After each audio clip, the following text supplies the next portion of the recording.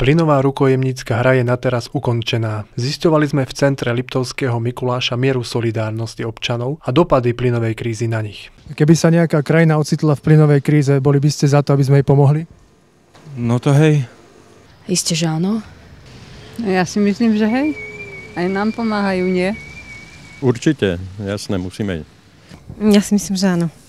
Veď treba pomáhať ľuďom, keď sa zlom. Samozrejme. Určite. Samozrejme. Dotkla sa aj vás nejako osobne táto kríza? Nie osobne nie. Nie, chvála Bohu. Nie. Varíme na bombu plynovú a kúrime pevným palivom. Nie, lebo my nemáme s plynom nič. Asi nie. Ja idem na elektriku. No mala som strach z toho, lebo mám plyn a nemám inakšie pece. Ešte nie. No nie, teraz nie. V poriadku bolo.